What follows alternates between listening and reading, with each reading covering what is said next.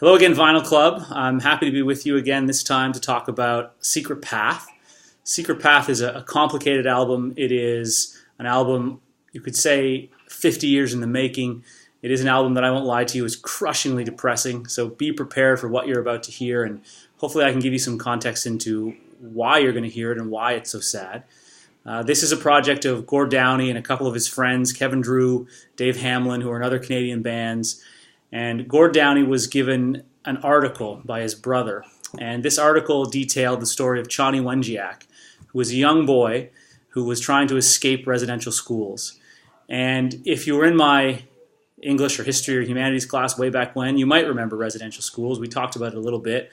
But the reality is we don't talk about residential schools a whole lot in Canada. And this is a mission for Gord Downie. This album is being released kind of in a rush, in a hurry, because as you might know, he's sick, he's ailing. And so Gord Downie wanted to make sure that he left a legacy. And that's what this album is.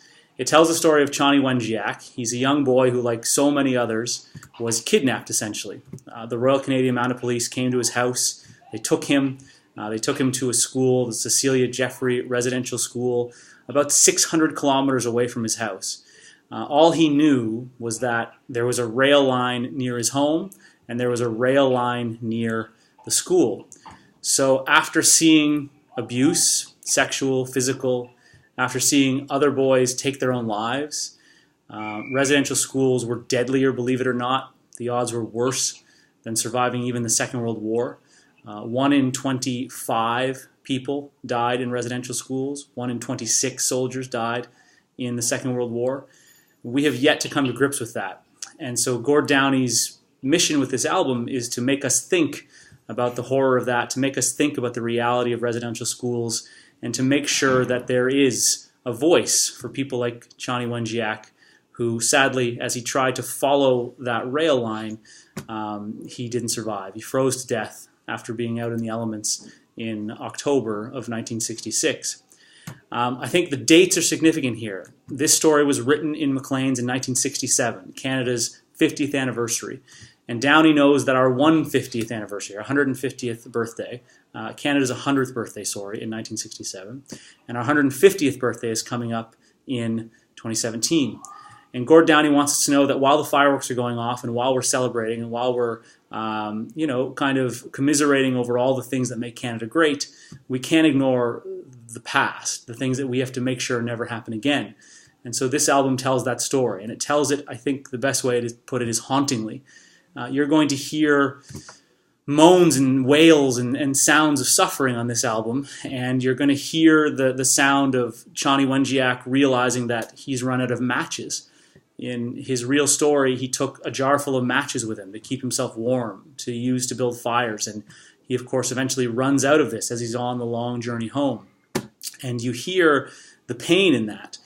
You hear Chani Wenjiak telling some rocks to F off, and it's a blunt moment in this album. As Gord describes it, he must have gotten sick and tired of seeing the same Canadian shield never seeming to end. He didn't know how far away he was from home, and of course he never got there, sadly. You're going to hear a song about a windbreaker. Chani took a windbreaker with him and hoped that that would keep him safe from the elements, and of course it didn't do enough. He froze to death wearing that windbreaker. And there's a song on the album that kind of deals with this 12-year-old boy surrendering to starvation in the elements. It's horrific. There's no other way to put it.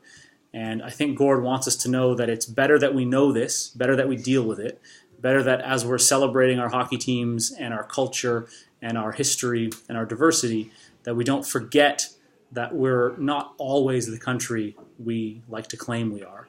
And this is a reminder. This is his legacy, and he certainly wants us to be thinking of this during 2017, and he definitely wants you to be thinking of this as you listen to this album. There is perhaps, for me, the most haunting lyric on this album. I'm going to read it here. I want to go back, not to haunt them, haunt them, haunt them.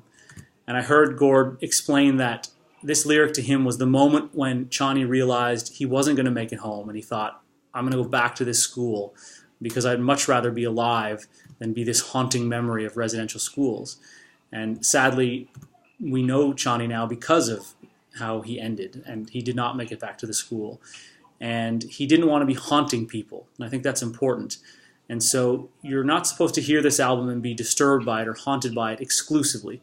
I think those things are okay. I think those emotions are only natural. I think Chani and Gord want you to be able to hear this album and recognize that you can make things better, and that it's not too late in what we're calling now the era of reconciliation to make sure that we're not judging people by our differences, that we don't get consumed by the narcissism of small differences. And I'll say to you now, maybe this album is more important than ever, given what's just happened south of us, given some of the things we see people saying and doing perhaps in response to that. It seems like the world is getting harsher. It seems like the world is getting perhaps a little less accepting, a little less tolerant. And if there's a message in this album, it is, in Canada anyway, diversity is not the problem, it is the point.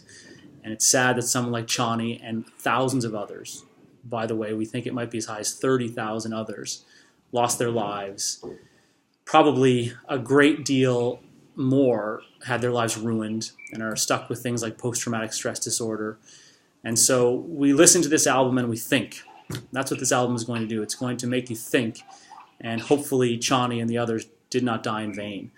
And we can make sure this never happens again. We can, in our daily treatment of people, make sure that we're not repeating the mistakes of the past. And I hope you'll hear this album. I hope you'll listen to how hurting it is. And I hope you'll take with you into 2017 this sense that, yeah, Canada's a great place. Let's celebrate it, but it can be better. The situation in the North is still not good. The way in which our Native peoples are treated and the way in which the vast majority, I would argue, of Canadians still believe stereotypes about Native peoples is going to mean that your generation is going to have a hard time making this better. So it's good that you're listening to this. It's good that you're thinking about this. And I hope that you will appreciate the depth of this album. I think Gord Downie is a poet. I think he's an important artist.